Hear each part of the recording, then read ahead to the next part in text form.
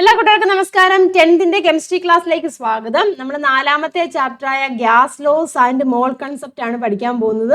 എന്താണ് വാതക നിയമങ്ങൾ കേട്ടോ. ഗ്യാസ് ലോസ് എന്ന് പറഞ്ഞാൽ വാതക നിയമങ്ങളും മോൾ സങ്കല്പനവും.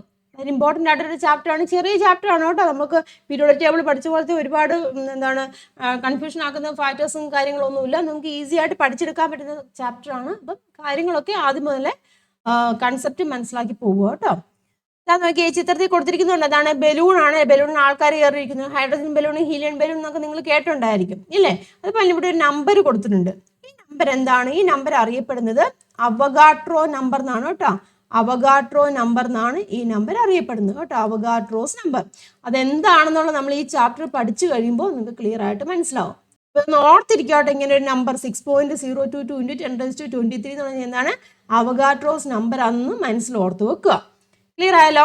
അപ്പൊ ഈ ചിത്രത്തിൽ എന്താണ് കൊടുത്തിരിക്കുന്നത്? ഹ്യൂജ് ബലൂൺസ് ഇല്ലേ? ബലൂണുകൾ അന്തരീക്ഷത്തിലൂടെ പറന്നു നടക്കുന്നു അല്ലേ? നമുക്ക് അറിയാം, ടൂറിസ്റ്റ് കേന്ദ്രങ്ങളിലൊക്കെ പോയി കഴിയുമ്പോൾ നമുക്ക് ഇങ്ങനെയുള്ള കാഴ്ചകളൊക്കെ കാണാൻ സാധിക്കും അല്ലേ? അപ്പം എന്തുകൊണ്ടാണ് ഈ ബലൂൺ ഇങ്ങനെ പൊങ്ങി നടക്കുന്നത്? അല്ല, അപ്പൊ ബലൂണുകൾ ഇങ്ങനെ പൊങ്ങി പോകണമെന്നുണ്ടെങ്കിൽ, അന്തരീക്ഷത്തിലൂടെ പൊങ്ങി പോകണമെന്നുണ്ടെങ്കിൽ ഇല്ല, അതുപോലെ തന്നെ താഴോട്ടും വരുന്നുണ്ടല്ലോ. അപ്പം അതെന്തുകൊണ്ടായിരിക്കും ഇങ്ങനെ പൊങ്ങി പോരാൻ കാരണം? ഇത്തരം ഇതുപോലെയുള്ള ബലൂണുകളിലൊക്കെ നിറച്ചിരിക്കുന്ന വാതകം ഇല്ലേ, ഗ്യാസ് ഉണ്ട് അല്ലേ? ആ ഗ്യാസ് ഏതാണ്? പ്രധാനമായിട്ട് ഉപയോഗിക്കുന്നത് ഹീലിയം ഗ്യാസ് ആണ് കേട്ടോ. അതാ നോക്കുക, helium gas is filled in such balloons. ഇങ്ങനെയുള്ള ബലൂണുകൾ ഏതാണ് നിറച്ചിരിക്കുന്നത്? ഹീലിയം ഗ്യാസ് ആണ്. അപ്പൊ എന്തുകൊണ്ടാണ് ഇങ്ങനെയുള്ള ബലൂണുകളിൽ ഹീലിയം ഗ്യാസ് നിറയ്ക്കാൻ കാരണം? എന്തായിരിക്കാം? ഹീലിയത്തിന് ഡെൻസിറ്റി ഇല്ലേ, അറ്റ്മോസ്ഫിയർ എയറുമായിട്ട് കമ്പയർ ചെയ്ത് നോക്കുമ്പോൾ ഹീലിയത്തിന് ഡെൻസിറ്റി എങ്ങനെയാണ്? ലെസ്സർ ആണ് കേട്ടോ. അത് അവിടെ എഴുതിയിട്ടുണ്ട് കേട്ടോ. Is the density of helium gas filled in these balloons greater or lesser than that of the atmospheric air? എങ്ങനെയായിരിക്കാം? കൂടുതലാണോ കുറവാണോ? ലെസ്സർ ആണല്ലേ. അറ്റ്മോസ്ഫിയർ എയറുമായിട്ട് കമ്പയർ ചെയ്ത് നോക്കുമ്പോൾ ഇതിന്റെ ഡെൻസിറ്റി അല്ലെങ്കിൽ സാന്ദ്രത എങ്ങനെയാണ്? കുറവാണ്.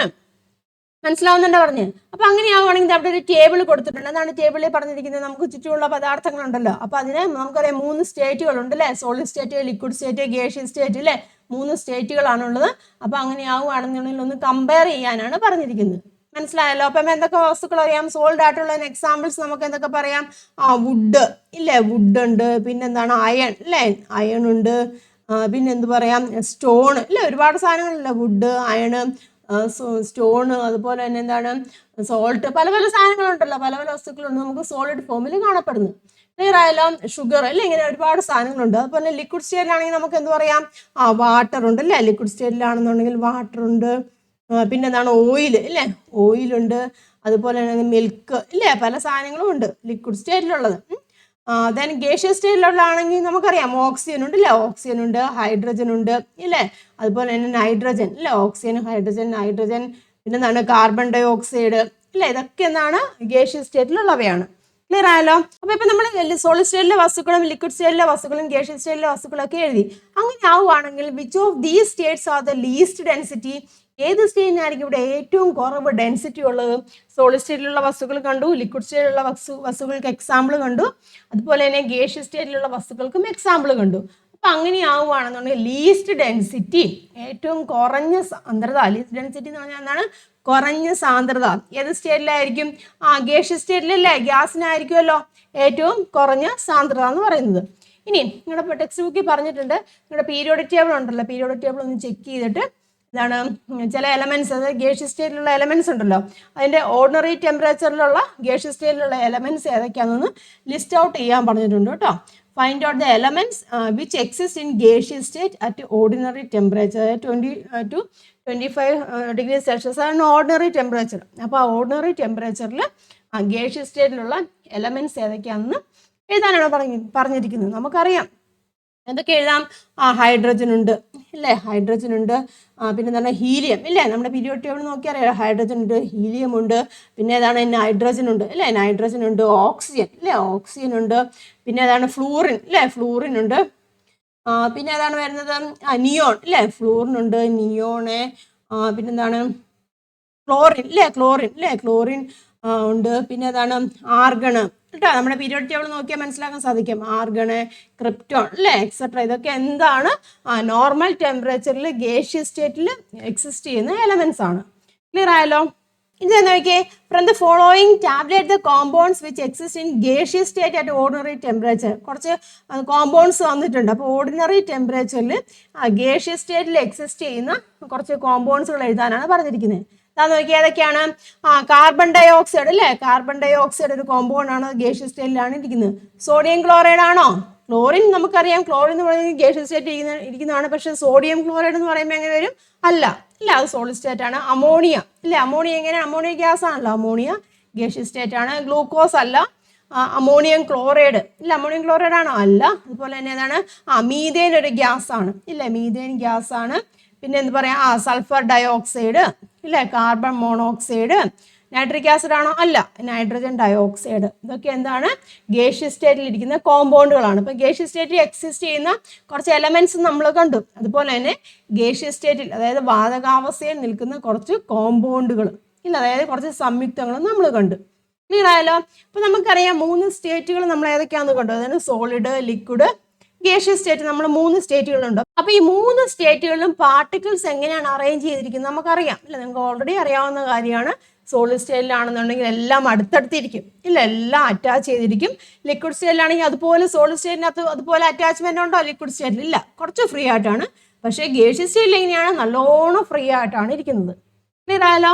അപ്പം അങ്ങനെയാവുകയാണെങ്കിൽ ഈ 3 അവസ്ഥയിൽ ഇരിക്കുന്നു വസ്തുക്കൾ ഇരിക്കുന്നുണ്ട്. അപ്പോൾ അവയുടെ എന്താണ് കുറച്ച് കാര്യങ്ങൾ പറഞ്ഞിട്ടുണ്ട്. ഡിസ്റ്റൻസ് ബിറ്റ്വീൻ ദ മോളിക്യൂൾസ്, ഓരോ സ്റ്റേജിലും മോളിക്യൂൾസിൻ്റെ ഡിസ്റ്റൻസ് എങ്ങനെയാണ്, തമ്മിലുള്ള അകലം എങ്ങനെയാണ്, അതുപോലെ തന്നെ അതിൻ്റെ തന്മാത്രകൾ തമ്മിലുള്ള ആകർഷണ ബലം ഇല്ല, തന്മാത്രകൾ തമ്മിൽ എങ്ങനെയാണ്, ആകർഷണ ബലം എങ്ങനെയാണ്. ഇവിടെ ഡിസ്റ്റൻസിൻ്റെ കാര്യം പറയുവാണെങ്കിൽ എങ്ങനെയാണ്? സോളിഡിലാണെന്നുണ്ടെങ്കിൽ ഡിസ്റ്റൻസ് ഉണ്ടോ? വളരെ ലോ ആണ് ഇല്ല. ലിക്വിഡിലാവുകയാണെങ്കിൽ ഒരു മോഡറേറ്റ് എന്ന് പറയാം. ഗേഷ്യസിലാവുകയാണെങ്കിൽ അവിടെ അകലം എങ്ങനെയാണ്? കൂടുതലാണ് ഇല്ലേ. അതുപോലെ തന്നെ ഫോഴ്സ് ഓഫ് അട്രാക്ഷൻ എങ്ങനെയായിരിക്കാം? തന്മാത്രകൾ തമ്മിലുള്ള ആകർഷണ ബലം എന്ന് പറഞ്ഞിരിക്കുന്നത് ഇവിടെ എങ്ങനെയാണ്? സോളിഡിൽ എങ്ങനെയാണ്? നല്ലോണം അട്രാക്റ്റീവ് ഫോഴ്സ് ആണുള്ളത്. അതേസമയം ലിക്വിഡിൽ അധികം അട്രാക്റ്റീവ് ഫോഴ്സ് ഉണ്ടോ? ഇല്ല, ഗേഷ്യസിൽ അട്രാക്റ്റീവ് ഫോഴ്സ് വളരെ കുറവാണെന്നും പറയാം. ഇനി തന്മാത്രകളുടെ ചലന സ്വാതന്ത്ര്യം, ഫ്രീഡം ഓഫ് മൂവ്മെന്റ് ഗേഷ്യസ് സ്റ്റേറ്റിൽ നല്ലോണം ഉണ്ട്. സോളിഡ് സ്റ്റേറ്റിൽ ഉണ്ടോ? സോളിഡ് സ്റ്റേറ്റിൽ നിന്ന് അറ്റാച്ച് ചെയ്തിരിക്കുക. ചലന സ്വാതന്ത്ര്യം ഉണ്ടോ? ഫ്രീഡം ഓഫ് മൂവ്മെന്റ് ഉണ്ടോ സോളിഡിൽ? ഇല്ല. ലിക്വിഡിൽ എങ്ങനെയാണ്? മോഡറേറ്റ് എന്ന് പറയാം ഇല്ല. അതുപോലെ തന്നെ എനർജി ഓഫ് മോളിക്യൂൾസ് ഇവിടെ എങ്ങനെയാണ്? എനർജി ഇവിടെ എങ്ങനെയാണ്? ലോ ആണ് അല്ലേ. സോളിഡിന്റെ കേസിൽ വരുമ്പോൾ എനർജി വളരെയധികം ലോ ആണ്. അതേസമയം ഗേഷ്യസിൽ വരുവാണെങ്കിൽ എനർജി എങ്ങനെയായിരിക്കും? അത് ഫ്രീ ആയിട്ടല്ലേ മൂവ് ചെയ്യുന്നത് ഇല്ല, അതുകൊണ്ട് അതിന് എനർജി കൂടുതലായിരിക്കും. ക്ലിയർ. അപ്പോൾ അതൊന്ന് ടാബ്ലേറ്റ് ചെയ്യാനാണ് പറഞ്ഞിരിക്കുന്നത്. ഇവിടെ നോക്കി, ഞാൻ ജസ്റ്റ് ടാബ്ലേറ്റ് ചെയ്ത് എഴുതിയിട്ടുണ്ട് കേട്ടോ. പ്രോപ്പർട്ടി, ഡിസ്റ്റൻസ് ബിറ്റ്വീൻ മോളിക്യൂൾസ് തമ്മിലുള്ള അകലം ഇല്ല, തന്മാത്രകൾ തമ്മിലുള്ള അകലം എങ്ങനെയാണ്? സോളിഡ്സിൽ എങ്ങനെയാണ്? വളരെ കുറവാണ്. എല്ലാം പാക്ഡ് ആയിട്ടിരിക്കുകയാണ്, ക്ലോസ്ഡ് ആയിട്ട് പാക്ക് ചെയ്തിരിക്കുകയാണ്. ലിക്വിഡ്സിലാണെങ്കിൽ എങ്ങനെയാണ്? സ്മോൾ ആണല്ലേ. ഇത് സോളിഡ്സിന്റെ കേസിൽ വെരി സ്മോൾ എന്ന് പറയാം. ലിക്വിഡ്സിന്റെ കേസിൽ നമുക്ക് എന്താണ്? ഇച്ചിരൂടെ ഉണ്ടെന്ന് പറയാം, ഇച്ചിരൂടെ ഒരു എന്താണ് ഡിസ്റ്റൻസ് ഉണ്ട്. അതേസമയം ഗ്യാസിന്റെ കേസിൽ എങ്ങനെയാണ്? വെരി ലാർജ് ആണ് അല്ലേ. മോളിക്യൂൾസ് എല്ലാം നല്ലോണം അകന്നാണ് ഇരിക്കുന്നത്. ഇനി ഫോഴ്സ് ഓഫ് അട്രാക്ഷൻ, സോളിഡിന്റെ കേസിൽ ഫോഴ്സ് ഓഫ് അട്രാക്ഷൻ വളരെയധികം സ്ട്രോങ് ആണ്. ഇനി ലിക്വിഡിന്റെ കേസിൽ നമ്മൾ ഒരു മോഡറേറ്റ് എന്ന് പറയാം. ഗ്യാസസിന്റെ കേസിലാണ് എങ്ങനെയായിരിക്കാം? ഫോഴ്സ് ഓഫ് അട്രാക്ഷൻ വളരെയധികം വീക്ക് ആയിരിക്കും, കാരണം അകലം കൂടുതലാണ് അല്ലേ. ഇനി ഫ്രീഡം ഓഫ് മൂവ്മെന്റ് കണ്ടല്ലോ, വെരി ലിമിറ്റഡ് ആണ്. സോളിഡിന്റെ കേസിൽ അറ്റാച്ച് ചെയ്തിരിക്കുകയാണ്, അതുകൊണ്ട് ഫ്രീഡം ഓഫ് മൂവ്മെന്റ് എങ്ങനെയാണ്? നമുക്ക് ഒട്ടും ഇല്ല എന്ന് തന്നെ പറയാം ഇല്ലേ. ഇവിടെ ലിക്വിഡിന്റെ കേസിൽ മോഡറേറ്റ് ആണ്, പക്ഷേ ഗ്യാസിന്റെ കേസിൽ എങ്ങനെയാണ്? ഫ്രീഡം ഓഫ് മൂവ്മെന്റ് എന്ന് പറയുന്നത് വളരെയധികം ഹൈ ആണ്. അത് ഫ്രീ ടു മൂവ് ആണ് ഗ്യാസിന്റെ കേസിൽ. ഇനി എനർജി ഓഫ് മോളിക്യൂൾസ്, സോളിഡിന്റെ കേസിൽ എനർജി എങ്ങനെയാണ്? ക്ലോസ്ലി പാക്ഡ് അല്ലേ, അപ്പം ഇങ്ങനെ എനർജി വളരെ ലോ ആണ്. ലിക്വിഡിന്റെ കേസിൽ മോഡറേറ്റ് ആണ്. ഗ്യാസിന്റെ കേസിൽ എങ്ങനെയാണ്? വെരി ഹൈയും ആണ്. ക്ലിയർ ആയല്ലോ? അപ്പം ഗ്യാസിന്റെ കേസിലുള്ള ഒരു ടേബിൾ ആണ് ടെക്സ്റ്റ് ബുക്കിൽ കൊടുത്തിരിക്കുന്നത് കേട്ടോ. അപ്പം ഗ്യാസിന്റെ കേസിലെ ഡിസ്റ്റൻസ് ബിറ്റ്വീൻ മോളിക്യൂൾസ് ലാർജ് ആണ്. Then force of attraction very weak എന്ന് പറയാം. ദെൻ ഫ്രീഡം ഓഫ് മൂവ്മെന്റ് എന്ന് വെച്ചാൽ വെരി ഹൈ ആണ് ഇല്ലേ. അതുപോലെ എനർജി എങ്ങനെയായിരിക്കാം? വളരെയധികം കൂടുതലുമാണ്. മനസ്സിലായല്ലോ? അപ്പോൾ അങ്ങനെയാണെങ്കിൽ ആ ടെക്സ്റ്റ് ബുക്കിൽ കൊടുക്കുന്ന ടേബിൾ നമുക്കൊന്ന് ഫില്ല് ചെയ്യാം. Distance between the molecules very high ആണ് നമ്മൾ ഇവിടെ പറഞ്ഞിട്ടുണ്ട്. ഇനി force of attraction between the molecules എങ്ങനെയാണ്? വെരി വീക്ക് എന്ന് പറയാം അല്ലേ. വെരി വീക്ക് നമുക്ക് പറയാം. Freedom of movement of the molecules എങ്ങനെയാണ്? ഹൈ ആണ് അല്ലേ. ഫ്രീഡം ഓഫ് മൂവ്മെന്റ് എങ്ങനെയാണ്? ഹൈ ആണ്. ഗ്യാസിന്റെ കേസിലോട്ടോ, ഗ്യാസിന്റെ കേസിലാണ് നമ്മളിവിടെ എഴുതിയിരിക്കുന്നത്. എനർജി ഓഫ് ദി മോളിക്യൂൾസ് എങ്ങനെയാണ്? എനർജി അവിടെ എങ്ങനെയാണ്? വെരി ഹൈ നമുക്ക് പറയാം. എനർജി അവിടെ എങ്ങനെയാണ്? വെരി ഹൈ ആണ്. അപ്പോൾ ഫോഴ്സ് ഓഫ് അട്രാക്ഷൻ മാത്രമാണ് ഗ്യാസിന്റെ കേസിൽ വളരെയധികം വീക്ക് ആയിരിക്കുന്നത്. ക്ലിയർ ആയല്ലോ. അപ്പൊ ഈ വാതകങ്ങളെ കുറിച്ചുള്ള ഒരുപാട് വാതകങ്ങളുടെ എന്താണ് നേച്ചർ അല്ലെങ്കിൽ പൊതു സ്വഭാവം എന്നൊക്കെ പറയാം കേട്ടോ. നേച്ചർ അല്ലെങ്കിൽ എന്താണ് പൊതു സ്വഭാവങ്ങളെ കുറിച്ച് ഒരുപാട് പരീക്ഷണങ്ങളൊക്കെ നടത്തിയിട്ടുണ്ട്, പഠനങ്ങളൊക്കെ നടത്തിയിട്ടുണ്ട്.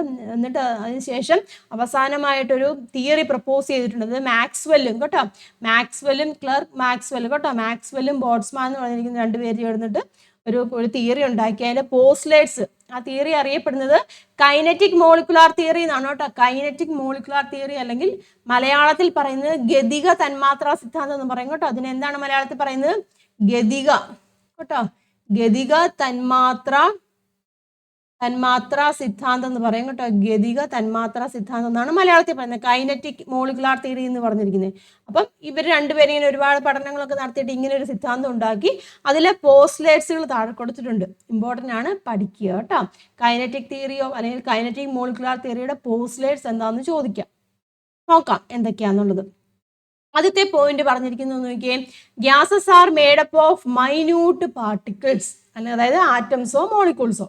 അതായത് എന്താണ് പറഞ്ഞിരിക്കുന്നത്? ഗ്യാസ് എന്ന് പറഞ്ഞിരിക്കുന്നത് ഒന്നുകിൽ ടൈനി പാർട്ടിക്കിൾസ്, ചെറിയ ചെറിയ പാർട്ടിക്കിൾസ് ചേർന്നാണ്, അത് ആറ്റംസ് അല്ലെങ്കിൽ മോളിക്യൂൾസ് ചേർന്ന്. ഇപ്പൊ ആറ്റംസ് പറയുകയാണെന്നുണ്ടെങ്കിൽ ഹൈഡ്രജൻ, ഇപ്പൊ മോളിക്യൂൾ എന്ന് പറയുകയാണെന്നുണ്ടെങ്കിൽ കാർബൺ ഡൈ ഓക്സൈഡ് നമുക്ക് പറയാമല്ലേ, കാർബൺ ഡൈ ഓക്സൈഡോ അല്ലെങ്കിൽ അതുപോലെ നമ്മൾ കുറെ മോളിക്യൂൾസ് കണ്ടില്ലേ ഇല്ല. അപ്പൊ ഈ ഗ്യാസസ് എന്ന് പറഞ്ഞാൽ ഇപ്പൊ നമ്മളിവിടെ കണ്ടായിരുന്നില്ല, കാർബൺ മോണോക്സൈഡ് അല്ലെങ്കിൽ carbon dioxide, sulphur dioxide. Gases are made up of minute particles, അത് ആറ്റംസ് ആയിട്ടോ മോളിക്യൂൾസ് ആയിട്ടോ നിൽക്കുന്നുണ്ട്.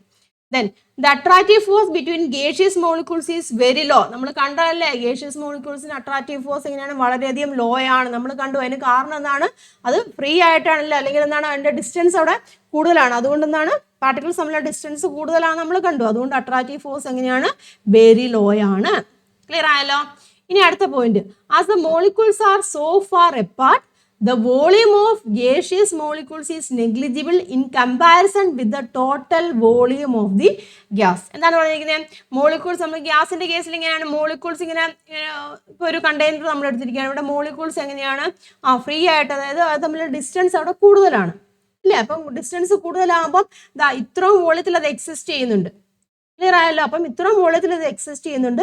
പക്ഷെ അതിന് നമ്മൾ അതിന് ടോട്ടൽ ഈ മോളിക്യൂൾസ്, ഇപ്പം ഇത്ര മോളിക്യൂൾസ് ഉണ്ട്, ഈ മോളിക്യൂൾസ് എല്ലാം ഇങ്ങനെ അടുത്ത് ഇരിക്കുകയാണെന്നുണ്ടെങ്കിൽ, അടുപ്പിച്ച് ഇങ്ങനെ വെക്കുകയാണെന്നുണ്ടെങ്കിൽ അതിന്റെ വോളിയം എങ്ങനെയായിരിക്കും? കുറവായിരിക്കും ഇല്ല. അപ്പൊ തന്മാത്രകൾ തമ്മിൽ വളരെ അകലം കൂടുതലായതിനാൽ കേട്ടോ, വാതകത്തിന്റെ ആകെ വ്യാപ്തം, ഇതിന്റെ ആകെ വ്യാപ്തം താരതമ്യം ചെയ്യുമ്പോൾ വാതക തന്മാത്രകളുടെ ആകെ വ്യാപ്തം എങ്ങനെയായിരിക്കും? വളരെ നിസ്സാരമായിരിക്കും. ഇപ്പം അത് അകന്നിരിക്കുന്നതുകൊണ്ട് ഇതിന്റെ വോളിയം എങ്ങനെ, ഇവിടെ വോളിയം കൂടുതലാണെന്ന് പറയാം അകന്നിരിക്കും. പക്ഷെ ആ വാതക തന്മാത്രകൾ മാത്രം എടുത്തു കഴിഞ്ഞാൽ ഏകദേശം ഇത്രയുള്ളൂ കാണത്തുള്ളൂ.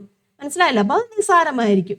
ക്ലിയർ ആവുന്നുണ്ടാ പറഞ്ഞത്? അതായത് molecules are so far apart the volume of gaseous molecules is negligible. ഈ ഗേഷ്യസ് മോളിക്യൂൾസിന്റെ വോളിയം എങ്ങനെയാണ്? നമുക്ക് നെഗ്ലിജിബിൾ ആണ്, നെഗ്ലക്ട് ചെയ്ത് കളയാം. In comparison with the total volume of the gas.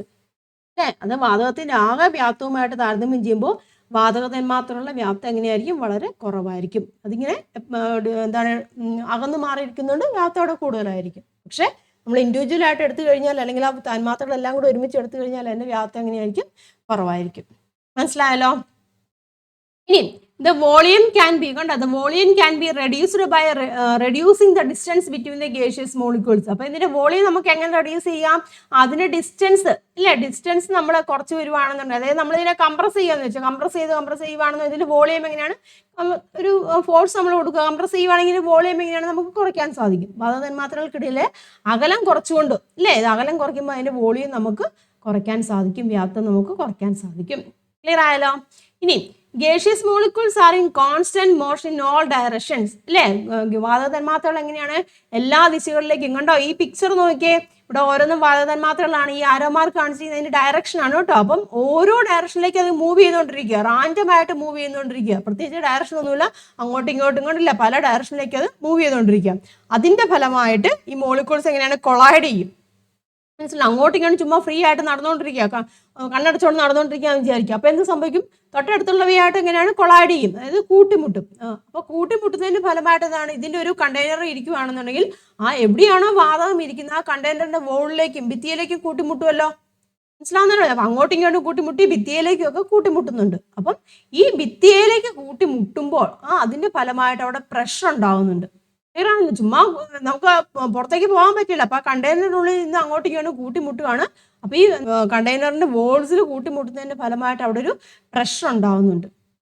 അതിന് നമ്മൾ പറയുന്ന പേരാണ് ഗേഷ്യസ് പ്രഷർ എന്ന് പറയും അല്ലേ. അപ്പൊ അതങ്ങ് ഓപ്പൺ ചെയ്തിടുകയാണെന്നുണ്ടെങ്കിൽ ഇത് പുറത്തേട്ട് പോകും. അപ്പൊ പ്രഷർ അത്ര ഉണ്ടാവില്ല. നമ്മൾ ക്ലോസ്ഡ് ആയിട്ടുള്ള ഒരു കണ്ടെയ്നർ നമ്മൾ എടുത്തിരിക്കുകയാണ്, തന്നെ അതിലേക്ക് ഗേഷ്യസ് മോളിക്യൂൾസ് വെച്ചിരിക്കുകയാണ്. അതെന്ത് ചെയ്യും? അത് ഫ്രീ ആയിട്ട് അങ്ങോട്ടും ഇങ്ങോട്ട് മൂവ് ചെയ്യും. അങ്ങോട്ടും ഇങ്ങോട്ട് മൂവ് ചെയ്യുമ്പോൾ എന്ത് സംഭവിക്കും? കൂട്ടിമുട്ടി ഭിത്തിയിലേക്കൊക്കെ കൂട്ടിമുട്ടും. അതിന്റെ ഫലമായിട്ട് അവിടെ പ്രഷർ ഉണ്ടാവുന്നുണ്ട്. അതിനെ നമ്മൾ പറയുന്ന പേരാണ് ഗേഷ്യസ് പ്രഷർ എന്ന് പറയും. വാതകമർദ്ദം. മനസ്സിലായല്ലോ? എന്താണ് എഴുതിയിരിക്കുന്നത് നോക്കിയേ. Gaseous molecules are in constant motion in all directions. അതിന്റെ ഫലമായിട്ട് the molecules collide with one another and with the walls of the container. അല്ലേ, ഒന്ന് മറ്റൊന്നുമായിട്ട് കൂട്ടിമുട്ടുകയും കണ്ടെയ്നറിന്റെ വോൾസിലേക്കൊക്കെ ഇടിക്കുകയും ചെയ്യുന്നുണ്ട്. The force produced, അപ്പോൾ ഫോഴ്സ് ഉണ്ടാകുന്നുണ്ട്. എന്താണ്? Due to the collision of molecules with the walls of the container results in gaseous pressure. അതായത് ഈ walls, ഈ കണ്ടെയ്നറിന്റെ വോൾസിലേക്ക് എന്താണ് ഇടിക്കുന്നുണ്ട്. അതിന്റെ ഫലമായിട്ട് ഒരു ഫോഴ്സ് ഉണ്ടാകുന്നുണ്ട് ഇല്ലേ, ഇടിക്കുകയല്ലേ ചെയ്യുന്നത്. അപ്പം അതിന്റെ ഫലമായിട്ട് ഒരു ബലം അവിടെ ഉണ്ടാകുന്നുണ്ട്. അതിന് നമ്മൾ പറയുന്ന പേരാണ് ഗേഷ്യസ് പ്രഷർ എന്ന് പറയും. വാതകമർദ്ദം അല്ലേ, വാതകമർദ്ദം.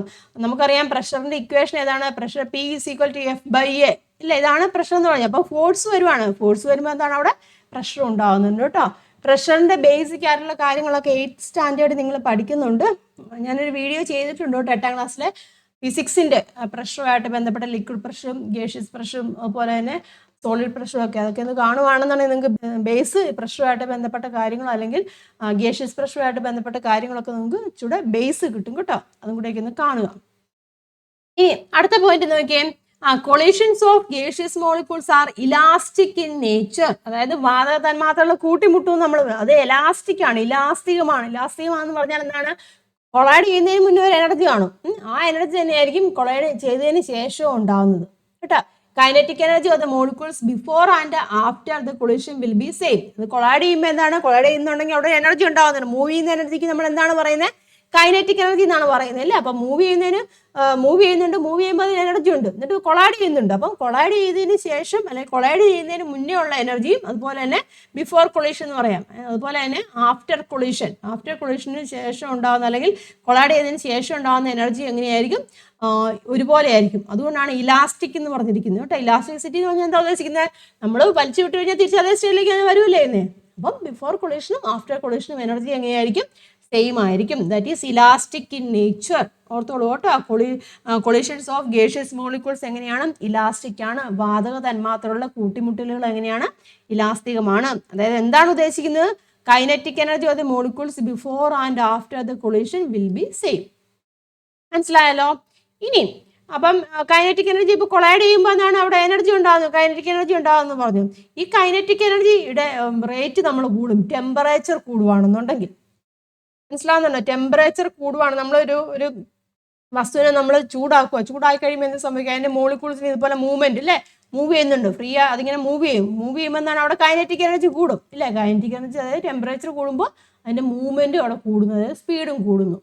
Temperature increases the molecules move faster എന്നാണ് പറയുന്നത് കേട്ടോ. പിന്നെ നമ്മൾ ടെമ്പറേച്ചർ കൂടുവാണെന്നുണ്ടെങ്കിൽ അതനുസരിച്ച് ഇപ്പോൾ ടെമ്പറേച്ചർ ഡബിൾ ചെയ്യുവാണെന്നുണ്ടെങ്കിൽ കേട്ടോ, ടെമ്പറേച്ചർ ഇപ്പോൾ 2T ആക്കുകയാണെന്നുണ്ടെങ്കിൽ കൈനറ്റിക് എനർജി എങ്ങനെയായിരിക്കും? 2K ആയിരിക്കും കേട്ടോ കൈനറ്റിക് എനർജി. മനസ്സിലാവുന്നുണ്ടല്ലോ? അതായത് ഇത് average kinetic energy of the gaseous molecules is directly proportional to its temperature. Temperature കൂടുവാണെന്നുണ്ടെങ്കിൽ കൈനറ്റിക് എനർജിക്ക് എന്ത് സംഭവിക്കും? Kinetic energy is also increases. Clear ആയല്ലോ? അപ്പം ഇത്രയാണ് പോസ്റ്റ്ലേറ്റ്സ് എന്ന് പറഞ്ഞിരിക്കുന്നത് കേട്ടോ. അതായത് ഏത് തിയറിയാണ്? കൈനറ്റിക് മോളിക്കുലാർ തിയറി കേട്ടോ. മോളിക്കുലാർ തിയറി അല്ലെങ്കിൽ കൈനറ്റിക് മോളിക്കുലാർ തിയറി ആരാണ് പ്രപ്പോസ് ചെയ്തത്? ജെയിംസ് ക്ലർക്ക് മാക്സ്വെല്ലും അതുപോലെ തന്നെ ബോട്ട്സ്മാനും പ്രപ്പോസ് ചെയ്തതാണ്.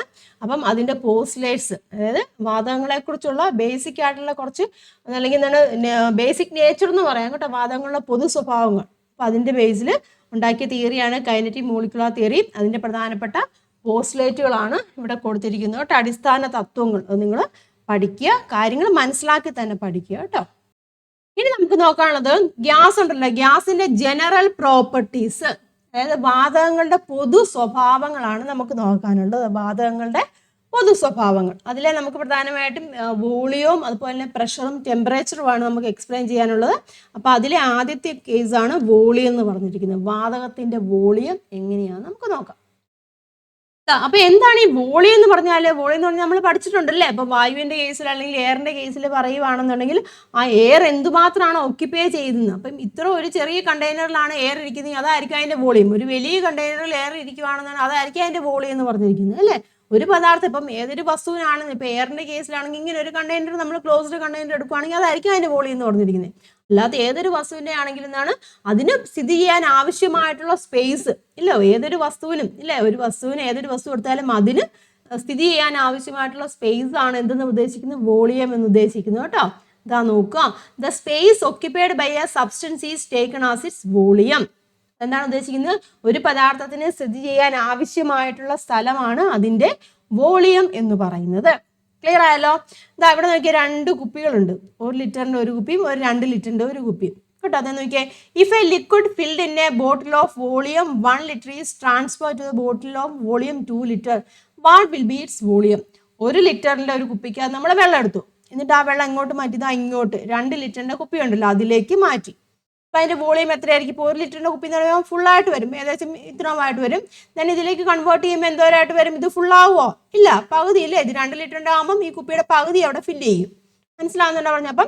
അപ്പം എന്തായിരിക്കാം അതിന്റെ വോളിയം എന്ന് പറഞ്ഞിരിക്കുന്നത്? 2 ലിറ്ററിന്റെ കുപ്പിക്കകത്ത് വന്നു കഴിഞ്ഞാലും അതിന് സ്ഥിതി ചെയ്യാൻ ആവശ്യമായിട്ടുള്ള സ്പേസ് അല്ലേ. അപ്പൊ എന്താ 2 ലിറ്ററിന്റെ കുപ്പിക്കകത്ത് വന്നാൽ അതിന്റെ വോളിയത്തിന് വ്യത്യാസം വരുന്നുണ്ടോ? ഇല്ല, വോളിയം എത്ര തന്നെയായിരിക്കും? 1 ലിറ്റർ തന്നെയായിരിക്കും. മനസ്സിലാവുന്നുണ്ടോ? അപ്പൊ ട്രാൻസ്ഫർ ചെയ്തതിന് ശേഷവും അതിന്റെ വോളിയം എന്തായിരിക്കും? 1 ലിറ്റർ തന്നെയായിരിക്കും. ക്ലിയർ ആണല്ലോ? ലിക്വിഡിന്റെ കേസിൽ നമ്മൾ കണ്ടു. ഇനി ഞാൻ നോക്കിയേ, if oxygen gas is filled in a bottle of volume 1 liter is transferred to the volume of 2 liter, what will be its volume? ഇത് നമ്മൾ ലിക്വിഡാണ്, ലിക്വിഡിന് പകരം നമ്മൾ ഗ്യാസ്, ഓക്സിജൻ ഗ്യാസ് 1 ലിറ്ററിൻ്റെ അകത്ത് ഫില്ല് ചെയ്തു. മനസ്സിലാവുന്നല്ലോ? ഇത് നമ്മൾ രണ്ടാമത്തെ ബോട്ടിൽ 2 ലിറ്ററിന്റെ ബോട്ടിലേക്ക് മാറ്റി. 2 ലിറ്ററിന്റെ ബോട്ടിലേക്ക് മാറ്റിയപ്പം അതിന്റെ വോളിയം എങ്ങനെയായിരിക്കും? എന്താണ് സംഭവിക്കുന്നത്? ഗ്യാസ് ആണല്ലേ, മോളിക്യൂൾസ് ഇവിടെ എല്ലാം സ്പ്രെഡ് ചെയ്ത് കിടക്കും ഇല്ലേ. ഇതിങ്ങോട്ട് മാറിയപ്പോൾ എന്താ, ഈ ഇത്രയും സ്പേസിൽ അത് സ്പ്രെഡ് ചെയ്തു. അപ്പൊ എത്രയായി? 2 ലിറ്റർ ഉണ്ടല്ലോ, 2 ലിറ്ററിന്റെ കുപ്പിക്കകത്ത് എല്ലാം അത് സ്പ്രെഡ് ചെയ്തു. അപ്പൊ അതിന്റെ വോളിയം എത്രയായിരിക്കും? 2 ലിറ്റർ ആയിരിക്കും. അതായത് ഗ്യാസിന്റെ കേസിൽ കേട്ടോ, വോളിയം ഓഫ് എ ഗ്യാസ് എന്ന് പറഞ്ഞാൽ എന്താണ്? അത് എടുത്തിരിക്കുന്ന കണ്ടെയ്നർ. മനസ്സിലാവുന്നുണ്ടോ? വാതകത്തിന്റെ വ്യാപ്തം എന്നത് അത് സ്ഥിതി ചെയ്യുന്ന പാത്രം അല്ലെങ്കിൽ സ്ഥിതി ചെയ്യുന്ന കണ്ടെയ്നറിന്റെ വ്യാപ്തമാണ്. ഇപ്പൊ ലിക്വിഡ് ആയപ്പം സെയിം വോളിയം തന്നെയായിരുന്നു. അതേസമയം വാതകത്തിന്റെ കേസിലായപ്പം അത് എന്തുമാത്രം കണ്ടെയ്നറിലാണ് എടുത്തിരിക്കുന്നത് അതായിരിക്കും അതിന്റെ വോളിയം എന്ന് ഉദ്ദേശിക്കുന്നത്. മനസ്സിലായല്ലോ? അങ്ങനെയാണെങ്കിൽ നോക്കിയേ, what if a gas of volume 2 litre is transfer to a bottle of 10 litre. 2 litre വാതകം ഒരു 10 ലിറ്ററിന്റെ കണ്ടെയ്നറിലേക്ക് നമ്മൾ മാറ്റി. അപ്പൊ എന്ത് സംഭവിക്കും? അതിന്റെ വോളിയം എത്രയായിട്ട് മാറി? 10 ലിറ്റർ ആയിട്ട് മാറി. ഗേഷ്യസ് ഇതിന്റെ കേസിൽ അത് ഒക്യുപ്പൈ ചെയ്യുന്ന സ്ഥലത്തിന്റെ എന്താണ് വ്യാപ്തം, വോളിയം ആയിരിക്കും ആ വസ്തുവിന്റെ വോളിയം എന്ന് ഉദ്ദേശിക്കുന്നത്. അപ്പൊ ലിക്വിഡിന്റെ കേസിൽ അങ്ങനെ വരില്ല. മനസ്സിലാകുന്നുണ്ടോ? അപ്പം ലിക്വിഡിന് ഒരു ഫിക്സഡ് വോളിയം ആയിരിക്കും, ഷേപ്പ് ചേഞ്ച് ചെയ്യുന്നു. അതേസമയം ഗ്യാസസിന്റെ കേസിൽ എന്താണ്? ഫിക്സഡ് ഷേപ്പോ ഫിക്സഡ് വോളിയം ഉണ്ടായിരിക്കോ? ഇല്ല, അത് എവിടെയാണോ അത് ഒക്യുപ്പൈ ചെയ്യുന്നത് കേട്ടോ, അത് എവിടെയാണോ ഒക്യുപ്പൈ ചെയ്യുന്നത് അതായിരിക്കും അതിന്റെ വോളിയം എന്ന് പറയുന്നത് ഗ്യാസിന്റെ കേസിൽ. മനസ്സിലായല്ലോ? അത് എവിടെ എഴുതിയിരിക്കുന്നുണ്ടോ? The volume of a gas is the volume of the container in which it is occupied. വാതകത്തിന്റെ വ്യാപ്തം എന്നത് അത് സ്ഥിതി ചെയ്യുന്ന പാത്രത്തിന്റെ വ്യാപ്തമാണ്, അത് സ്ഥിതി ചെയ്യുന്ന കണ്ടെയ്നറിന്റെ വ്യാപ്തമാണ് ഒരു വാതകത്തിന്റെ വ്യാപ്തം അല്ലെങ്കിൽ വോളിയം എന്ന് പറയുന്നത്. ഇനി അതിന്റെ യൂണിറ്റുകൾ, വാതകത്തിന്റെ കേസിൽ നമ്മൾ യൂണിറ്റുകൾ ഏതൊക്കെയാന്ന് നോക്കാം കേട്ടോ. Volume of a gas represent ചെയ്യാനുള്ള യൂണിറ്റുകൾ സാധാരണയായിട്ട് നമ്മൾ യൂണിറ്റ് എന്താണ് വോളിയത്തിനൊക്കെ ഉപയോഗിക്കുന്ന യൂണിറ്റ് ആണ് ലിറ്റർ ആണ് ഉപയോഗിക്കുന്നത് കേട്ടോ. നമ്മളിവിടെ ഒരു കണ്ടെയ്നർ എടുത്തു, അതിൻ്റെ 1 സെൻറ്റിമീറ്റർ ആണ് കേട്ടോ, അതിൻ്റെ ഒരു സ്ക്വയർ ആയിട്ടുള്ള ഷേപ്പിലുള്ള കണ്ടെയ്നറാണ്. 1 സെൻറ്റിമീറ്റർ നീളവും 1 സെൻറ്റിമീറ്റർ ഹൈറ്റും അതുപോലെ തിക്നെസ്സും ഒക്കെ ഉള്ള ഒരു കണ്ടെയ്നറാണ് എടുത്തിരിക്കുന്നത്. മനസ്സിലാവുന്നുണ്ടല്ലോ? അപ്പോൾ അതിൻ്റെ ടോട്ടൽ വോളിയം എന്ന് പറഞ്ഞാൽ എത്രയായിരിക്കും? ടോട്ടൽ വോളിയം എന്ന് പറഞ്ഞിരിക്കുന്നത്, വോളിയം എന്ന് പറയാൻ നമുക്കറിയാം length into breadth into thickness ആണ് നമുക്കറിയാം. അപ്പോൾ ടോട്ടൽ വോളിയം എത്രയാണ്? 1 centimetre into 1 centimetre into 1 centimetre ഇല്ലേ, അത് എത്രയാണ് വരുന്നത്? 1 സെൻറ്റിമീറ്റർ ക്യൂബ് എന്ന് വരും. അപ്പോൾ ഇതിൻ്റെ ടോട്ടൽ വോളിയം എന്ന് പറഞ്ഞാൽ എത്രയാണ്? 1 സെൻറ്റിമീറ്റർ ക്യൂബാണ്. ഈ 1 സെൻറ്റിമീറ്റർ ക്യൂബിനെ നമ്മൾ വേറെ ഇതിൽ അറിയപ്പെടും 1 cc എന്ന് എഴുതും കേട്ടോ. 1 cc എന്ന് പറഞ്ഞാൽ ക്യൂബിക് സെൻറ്റിമീറ്റർ എന്നാണ് കേട്ടോ. Cubic centimetre. ക്യൂബിക് സെൻറ്റിമീറ്റർ എന്ന് പറഞ്ഞാൽ എന്നാ ഉദ്ദേശിക്കുന്നത്? ക്യൂബിക് സെൻറ്റിമീറ്റർ എന്ന് പറയുമ്പോൾ എന്താണ്? ക്യൂബിക് എന്ന് പറഞ്ഞാൽ ഉദ്ദേശിക്കുന്നത് ക്യൂബ് അല്ലേ, ക്യൂബിന്റെ സെൻറ്റിമീറ്റർ, അതാണ് 1 cc. 1 സെൻറ്റിമീറ്റർ ക്യൂബ് എന്ന് പറയുന്നത് 1 cc എന്ന് പറഞ്ഞാൽ ഒരു ക്യൂബിന്റെ കേസിലല്ലേ വരുന്നത്, അപ്പം ക്യൂബിക് സെന്റിമീറ്റർ ആണ്. ക്ലിയർ ആയല്ലോ. ദെൻ അപ്പം ഞാൻ കണ്ടു 1 centimeter cube is the volume of A container having length 1 centimeter, breadth അല്ലേ, അല്ലെങ്കിൽ ഹൈറ്റ് അല്ലെങ്കിൽ തിക്നെസ് 1 centimeter വരുന്ന ഒരു ക്യൂബിന്റെ അല്ലേ എന്താണ് വോളിയം എന്ന് പറഞ്ഞിരിക്കുന്നത് 1 centimeter ക്യൂബ് ആണെന്ന് കണ്ടു. അപ്പോൾ അതെന്ന് പറഞ്ഞിരിക്കുന്നത് ഈ 1 centimeter ക്യൂബ് എന്ന് പറഞ്ഞിരിക്കുന്നത് ഈക്വൽ ടു 1 ml. മനസ്സിലാവുന്നതാണ്. 1 centimeter ക്യൂബ് എന്ന് പറഞ്ഞിരിക്കുന്നത് 1 കേട്ടോ 1 ml. 1 ml എന്ന് പറഞ്ഞാൽ 1 milliliter. 1 milliliterനോട് ഈക്വൽ ആണ് 1 centimeter ക്യൂബ് എന്ന് പറഞ്ഞിരിക്കുന്നത് 1 milliliterനോട് ഈക്വൽ ആണ്. മനസ്സിലാവുന്നുണ്ടോ പറഞ്ഞത്? അപ്പോൾ അതാ നോക്കുക 1000 centimeter ക്യൂബ്. അപ്പം 1 centimeter ക്യൂബ് 1 milliliterനോട് ഈക്വൽ ആണെന്ന് പറഞ്ഞു. അപ്പോൾ അങ്ങനെ ആവുകയാണെന്നുണ്ടെങ്കിൽ 1000 centimeter ക്യൂബ് എങ്ങനെയാണ് 1000 milliliterനോട് ഈക്വൽ ആണ്. 1000 milliliter എന്ന് പറഞ്ഞാൽ എത്രയാണ് 1 ലിറ്റർ ആണ്. ക്ലിയർ ആയല്ലോ? മനസ്സിലാവുന്നുണ്ടോ? അപ്പം 1000 centimeter ക്യൂബ് എന്ന് പറഞ്ഞിരിക്കുന്നത് 1000 milliliter ആണ്. അതെന്ന് പറഞ്ഞിരിക്കുന്നത് 1000 milliliter എന്ന് പറഞ്ഞിരിക്കുന്നത് എന്താണ് 1 ലിറ്ററുമാണ്. ക്ലിയർ ആയല്ലോ?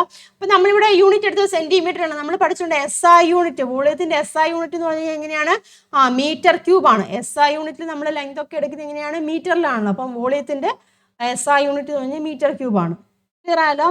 അപ്പം അങ്ങനെ ആവുകയാണെന്നുണ്ടെങ്കിൽ 1 മീറ്റർ നീളവും 1 മീറ്റർ വീതിയും 1 മീറ്റർ ഹൈറ്റും ഉണ്ടെന്ന് ചോദിച്ചു. അപ്പോൾ വോളിയം എത്രയായിരിക്കും വരുന്നത്? ടോട്ടൽ വോളിയം എങ്ങനെയായിരിക്കും വരുന്നത്? 1 മീറ്റർ ക്യൂബ് എന്ന് വരും അല്ലേ. ടോട്ടൽ വോളിയം എന്ന് പറഞ്ഞിരിക്കുന്നത് എങ്ങനെയാണ് 1 മീറ്റർ ക്യൂബ് എന്നാണ് പറഞ്ഞിരിക്കുന്നത്. അപ്പം 1 മീറ്റർ ക്യൂബിനെ നമുക്ക് മനസ്സിലായോ? ഇപ്പം 1 സെന്റിമീറ്റർ ക്യൂബ് എന്ന് പറഞ്ഞിരിക്കുന്നത് 1 ലിറ്റർ ആണെന്ന് പറഞ്ഞു. ക്ലിയർ ആവുന്നുണ്ടോ? ഞാൻ 1 സെന്റിമീറ്റർ ക്യൂബ് എന്ന് പറഞ്ഞിരിക്കുന്നത് 1 ലിറ്റർ ആണെന്ന് പറഞ്ഞു. അങ്ങനെയാണെങ്കിൽ 1 മീറ്റർ ക്യൂബ് എന്ന് പറഞ്ഞിരിക്കുന്നത് എത്ര ലിറ്റർ ആയിരിക്കും നോക്കാം. 1 മീറ്റർ ക്യൂബ് എന്ന് പറഞ്ഞിരിക്കുന്നത് എത്ര ലിറ്റർ ആണെന്ന് നോക്കാം. ഇവിടെ കൊടുത്തിട്ടുണ്ട് കേട്ടോ. ഇത് ചെയ്തിരിക്കുന്നത് ഇത്രേ ഉള്ളൂ. 1 മീറ്റർ ക്യൂബ് എന്ന് പറഞ്ഞാൽ നമുക്ക് എങ്ങനെ എഴുതാം? 1 metre into 1 metre into 1 metre ആണ്. 1 മീറ്ററിനെ നമ്മൾ സെന്റിമീറ്ററിലേക്ക് മാറ്റുന്നത് എങ്ങനെയാണ്? 1 മീറ്ററിനെ 1 മീറ്റർ എന്ന് പറഞ്ഞാൽ എത്ര സെന്റിമീറ്റർ ആണ്? 100 സെന്റിമീറ്റർ ആണ് അല്ലേ. 100 സെന്റിമീറ്റർ നമ്മൾ ഓരോ സ്ഥലത്തും 100 സെന്റിമീറ്റർ എന്ന് എഴുതി. ഇതെല്ലാം കൂടെ വരുമ്പോൾ എത്ര വരും? 1 എത്ര പൂജ്യം വരും? 2 4 6 പൂജ്യം വരും. 2 4 6 ഇത്രയും സെന്റിമീറ്റർ ക്യൂബ് എന്ന് വന്നു അല്ലേ. നമ്മൾ നേരത്തെ കണ്ടില്ലായിരുന്നു. എന്താണ് കണ്ടത്? 1000 അല്ലേ. 1000 സെന്റിമീറ്റർ ക്യൂബ് എന്ന് പറഞ്ഞിരിക്കുന്നത് എത്രയാണ്? 1 ലിറ്റർ എന്നാണ് കണ്ടത് അല്ലേ. അല്ലെങ്കിൽ എന്താണ് 1000 മില്ലി ലിറ്റർ എന്ന് കണ്ടായിരുന്നു. 1000 സെന്റിമീറ്റർ ക്യൂബ് എന്ന് വെച്ചാൽ 1000 കേട്ടോ. 1000 ആണ് കേട്ടോ. 1000 മില്ലി ലിറ്റർ എന്ന് കണ്ടായിരുന്നു. അപ്പോൾ ഇത് എത്രയാണ്? ഇത്രയും സെന്റിമീറ്റർ ക്യൂബ് ഉണ്ട്. അപ്പോൾ ഇതിനെ നമുക്ക് എങ്ങനെ എഴുതാം? ദാറ്റ് ഈസ് ഈക്വൽ ടു ഇത്രയും, അതായത് 10 lakh ആണ് കേട്ടോ. 2 4 6. അപ്പോൾ അത്രയും സെന്റിമീറ്റർ ക്യൂബ് എന്ന് പറഞ്ഞാൽ അത്രയും മില്ലി ലിറ്റർ ആണ്. ഇനി മില്ലി ലിറ്ററിനെ എങ്ങനെയാണ് ലിറ്ററിലേക്ക് മാറ്റുന്നത്? ഡിവൈഡ് ബൈ 1000 ചെയ്താൽ മതിയല്ലോ അല്ലേ. ഡിവൈഡ് ബൈ 1000 ചെയ്യുക. ഡിവൈഡ് ബൈ 1000 ചെയ്യുമ്പോൾ ഇതും പോയി ഇതും പോയി. അപ്പോൾ എത്ര വന്നു ആൻസർ? 1000 അല്ലേ. 1000 ലിറ്റർ.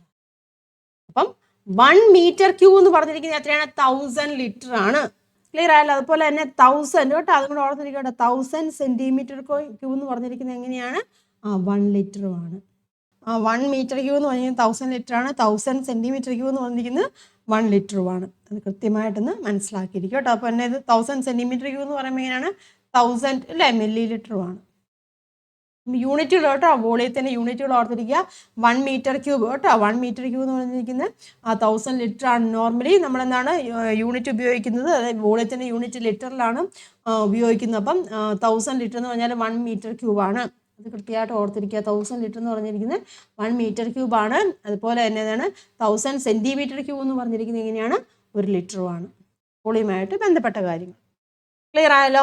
ഇനി നമുക്ക് അടുത്തൊരു നേച്ചർ അല്ലെങ്കിൽ എന്താണ് സ്വഭാവം പഠിക്കാനുള്ളത് പ്രഷറാണ് കേട്ടോ. പ്രഷർ അല്ലെങ്കിൽ എന്താണ് മർദ്ദം. ക്ലിയർ ആയല്ലോ? നമുക്കറിയാം ഗിയേഷ്യസ് മോളിക്യൂൾസിൽ എന്താണ് മർദ്ദം ഉണ്ട് അല്ലേ. ഗിയേഷ്യസ് പ്രഷർ നമ്മൾ കണ്ടായിരുന്നു എങ്ങനെയാണെന്നുള്ളത്. നമ്മൾ മുമ്പേ കണ്ടില്ലായിരുന്നു. പോസ്റ്റ്ലേഴ്സിന്റെ കേസിൽ കണ്ടില്ലായിരുന്നോ? അതായത് വാതക തന്മാത്രകൾ അങ്ങോട്ടും ഇങ്ങോട്ടും അല്ലേ അങ്ങോട്ടും ഇങ്ങോട്ടും കൂട്ടിമുട്ടുന്നുണ്ട്. ഈ ഒരു കേസിലെ വാതക തന്മാത്രകൾ വാതക തന്മാത്രകൾ അങ്ങോട്ടും ഇങ്ങോട്ടും കൂട്ടിമുട്ടുന്നതിന് ഫലമായിട്ട് ഭിത്തികളിലും കൂട്ടിയിടുന്നുണ്ട്. അതുകൊണ്ട് തന്നെ അതിലൊരു ബലം അനുഭവപ്പെടുന്നുണ്ട് അല്ലേ. പ്രതലത്തിലൊരു ബലം അനുഭവപ്പെടുന്നുണ്ട്.